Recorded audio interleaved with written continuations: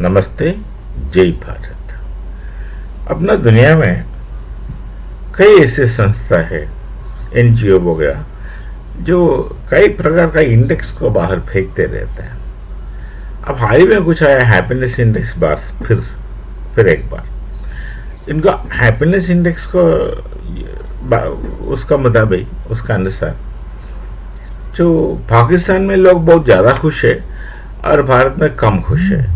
और सबसे ज़्यादा नंबर 1 कोई दूसरा देश आता, फिलीपींस, नहीं फिनलैंड शायद। ताई से इंडेक्स बनाते रहता है। अब देखिए, एक तो ये लोग जो एनजीओ जैसे एजेंसी जो इंडेक्स बनाता है, उनका एक उद्देश्य अलग रहता है हमेशा, और जो लोग इसमें इन्वॉल्व है उनका सोच विचार भी कुछ अलग प्रकार का है। और तीसरी बात है, इनको फंडिंग एक जगह से आता है या कई प्रकार जगह से आता है। उनका उद्देश्य भी कुछ अलग अलग रहता है, और उनका ऐसे करने का एक तरीका होता है। उससे पहले करने वाले लोगों का सोच विचार देखिए, अक्सर सब लेफ्ट लिबरल वगैरह होता है, जो खूब कई सिचुएशन में खुश नहीं है और नाखुश वाले को ढूंढता है शायद। तो इनका ये जो मापदंड अडॉप्ट करता है, जो क्राइटेरिया अडॉप्ट करता है, उसमें देख लीजिएगा कैसे कैसे खुशी को कैसे क्वांटिफाई करेगा। एक बात याद दिलाऊं कि बहुत पहले की बात है, 200-150 साल पहले की बात है शायद। ये इंग्लैंड में वो था जेरेमी बेंथाम और जेम्स स्टुअर्ट मिल, जो जॉन स्टुअर्ट मिल का पिताजी है। ये लोग एक समय ऐसा था कि वो हीडोनिस्टिक कैलकुलस बनाया, वो खुशी को क्वांटिफाई करने के लिए प्रयत्न किया। बाद में उनका विरोध थी, ये क्रिटिसिज्म बड़ी स्ट्रांगली बाहर आया कि ये happiness can not be quantified. Happiness को आप क्वांटिफाई नहीं कर सकता, जो क्वालिटी है उसे क्वांटिफाई नहीं कर सकता। तो बोल के काफ़ी क्रिटिसिज्म हुआ, उनका थियरी फ्लॉप भी हो गई। हीडोनिस्टिक कैलकुलस वगैरह, उसका नाम हीडोनिस्टिक कैलकुलस था। ठीक है, ऐसे ही आजकल लोग, ये शायद उनको पता है और नहीं भी पता, बट वही काम कर रहा है कि हैप्पीनेस इंडेक्स बना रहा है कि दुनिया में कौन सबसे ज़्यादा खुश है और कम खुश है। वो लिस्ट बनाया, श्रेणी जैसा बना रहा है, ladder of degrees of happiness वगैरह करता है। एक तो बुनियादी तौर पर ऐसे सारी प्रयत्न गलत है, और उसमें फिलोसफिकल प्रॉब्लम्स है। सीधी बात है कि ये क्वांटिटी, आप एक चीज़ जो क्वालिफाइड है, उसका आधार क्वालिटी है, उसे क्वांटिफाई नहीं कर सकता। जो क्वालिटी है उसे क्वांटिफाई नहीं कर सकता। यदि क्वालिटी को क्वांटिफाई कर सकेगा तब एकदम पागल हो जाएगा, और कभी भी कोई सही नतीजा निकलने का कोई चांस नहीं, कोई उपाय नहीं, निकलेगा नहीं। एक है फिलोसफिकल प्रॉब्लम, ये है। फिर भी लोग करते रहता है, शायद ये इनका धंधा है। ये लोग लेफ्ट लिबरल्स कभी जिंदगी में कंटेंट नहीं रहता, तो मैंने देखा कंटेंट नहीं रहता, खुश नहीं रहते। वो हमेशा सोच करके वरीड ज़्यादा लगता है। ये फेज में उनको वो जो शांति कोई एक्सप्रेशन होता है ना, चेहरे से शांति दिखा सकता है। कई लोग शांत लोग हैं जिनका चेहरा शांति और एक जैसे प्रकाश पुरुष जैसे लगता है, जो शुद्ध आत्मा है, सद व्यक्ति है। और बाकी का चेहरा तो ऐसे जैसे कि तमोगर्त जैसे रहता है, तो कभी खुशी उसका आसपास भी नहीं जाता, तो हमेशा कंप्लेंट करते रहता है, शिकायत करते रहता है, ये सही नहीं है, वो सही नहीं है, कोई चीज़ उनके लिए ज़िंदगी में सही नहीं है, ऐसे लोग कहिए। तो ये जो ऐसे एनजीओ में जो काम करने वाले जो इन्वॉल्व लोग, जो ज़्यादातर ऐसे लोग हैं। अब देखिए उनका तरीका कैसे क्या रहा, ये जो इंडेक्स का इंडेक्स निकालने का तरीका क्या रहा, देखिएगा। 1000 प्रत्येक हर देश से 1000 लोगों का इंटरव्यू लिया। अब ये 1000 लोगों को कैसे सिलेक्ट किया जाएगा, ये जरा इम्पोर्टेंट है। जो लेफ्ट लिबरल रैडिकल्स लोगों को सिलेक्ट करके उनका इंटरव्यू निकला। वो सैंपल सर्वे मेथड होता है, ये सोशियोलॉजी वाले, तो सैंपल सर्वे मेथड का एक सैंपल सर्वे 1000 लोगों का पर नेशन किया।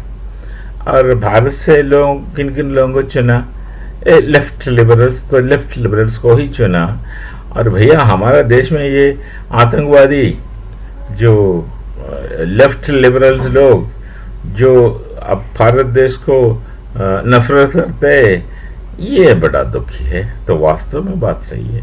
अभी ऐसे 1000 लोगों को निकाल के आप इंडेक्स बनाएगा तो सबसे ज़्यादा ये दुखी यहाँ मिलेगा भारत में, क्योंकि ये लोग बड़ा तंग आ चुका है विथ द प्रेजेंट गवर्नमेंट। उनका कुछ चलता नहीं है, मनमानी नहीं चलता, कुछ भी नहीं चलता।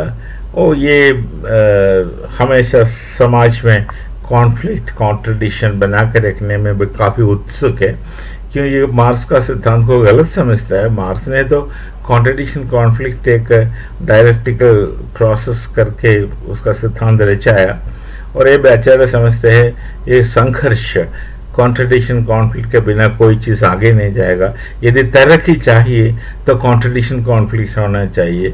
तो जहाँ कॉन्ट्रडिक्शन कॉन्फ्लिक्ट का कोई गुंजाइश नहीं है, वो कृत्रिम रूप से कॉन्ट्रडिक्शन कॉन्फ्लिक्ट को बनाने के लिए, संघर्ष का उत्पादन के लिए जी तोड़ प्रयत्न करेंगे। बेचारे को समझने का गलती है। वो खुद का उनका जो बाप है, दादा है मार्क्स, कार्ल, उनका सिद्धांत को समझने में तो बस यही समझ सकता है। वो मार्क्स थोड़ा ज़्यादा बड़ा बुद्धिजीवी थे, पर उसमें काफ़ी हाँ स्वप्नजीवी थे, रोमांटिक कहेगा उनको अंग्रेजी में, स्वप्नजीवी है। सपना देखते थे वो चीज़ों के बारे में। सपना ज़रूरी है इंसान को कुछ आगे बढ़ने के लिए, सपना देखने वाले इंसान थे। तो उनका सिद्धांत को समझने में ये जो अरोचक व्यक्ति लोग हैं, जो अरोचक वाले तो बड़ा ड्राइली समझता है इस चीज़ों को, तो उन्होंने ऐसे इंडेक्स बनाया और इंडेक्स में देखा कि सबसे ज़्यादा खुश जगह बांग्लादेश जैसी जगह बड़ा खुश है, और पाकिस्तान में लोग जैसे बड़ा खुश है। अब बात क्या करें इनका, क्योंकि उनका जो क्राइटेरिया, जो मापदंडी लिया, वो बेसिकली बुनियादी तौर पर गलत है। हम जब वो जो क्रिटिकल फिलॉसफी होता है ना, यूरोपियन में ज़्यादा होता है, अपने यहाँ उसको ज़रूरत नहीं, इसलिए नहीं चलता भारतीय दर्शन में। तो क्रिटिकल फिलॉसफी एक उपाय है, कोई बंदा का सिस्टम बनाता है। तो मैं अपना स्टूडेंट्स को हमेशा अक्सर यही कहता हूँ जो रिसर्च करता है, तो कोई एक सिस्टमिक थियरी को आप अटैक करना या उसको डिस्ट्रॉय करना चाहोगे तो ढूंढ के उसका पोस्टुलेट्स क्या ढूंढना, नींव किस नींव पर वो थियरी खड़ा करता है। अब वो नींव ही कॉन्ट्रडिक्टरी है, वो नींव ही सही नहीं है, बोलने से वो नीचे से नींव खींचने के जैसा हो जाएगा, उनका जितना थियरी बनाया सब अपने आप नीचे गिर जाएगा। तो सीधी उपाय है। तो इनका सिस्टम भी वही है। तो वो एक क्राइटेरिया कुछ निकाल करके, मापदंड कुछ निकाल के, उस फ्रेम के अंदर चीज़ों को देख करके इंडेक्स बना देता है। तो स्पष्टता से बेसिकली हम सिंपली ये कह सकते हैं भाई ये तो रिडक्शनिज्म है, कि उन्होंने एक फ्रेम बनाया जो सामने देखता है, फ्रेम के अंदर रिड्यूस करके स्टफ करता है, तो रियलिटी से बहुत दूर चले जाता। तो ऐसे इंडेक्स बनाने वालों को शायद भगाना चाहिए समाज से। पता नहीं बेवकूफ़ी का काम करते हो, बेवकूफ़ी का काम कहते रहते हो, उसी को स्प्रेड करते रहता, लोगों को भड़का देता, भाई रास्ता भड़क जाता। लोग सोच विचार करने का भी एक सही रास्ता होता है, उसे भड़का देता है, उन्हें तंग किया जाता है। वो फिर क्या सीधा सोचने का कोई अवसर ही नहीं देते लोगों को। तो ऐसे कई NGO संघ है, तो उनका जीना तो उसी के ऊपर है। एक तो ये बाकी लोगों को नाखुश करके थोड़ा तसल्ली उनका मिलता, खुश तो नहीं होते कभी, तसल्ली उनका मिलता होगा। ऐसे करने वाले इंडेक्स लोग होते तो कहेंगे पाकिस्तान में लोग बहुत संतुष्ट है, भारत में लोग बड़ा संतुष्ट है। कह सकते हैं भाई, कहते जाओ, जो संतुष्ट है वो संतुष्ट है, जो असंतुष्ट है वो असंतुष्ट है। अरे तुम्हें क्या लेना देना इस चीज़ों से, यही मैं पूछना चाहता हूँ। फिर एक बात है, बेवकूफ़ जो बेवकूफ़ी में जो विश्वास करता है वो शायद इनका हिसाब से और इनका मापदंड से बड़े संतुष्ट रहेगा। मान लीजिए एक समाज, पाकिस्तान की बात की, टेररिस्ट का बात सोचिए, वही सही है।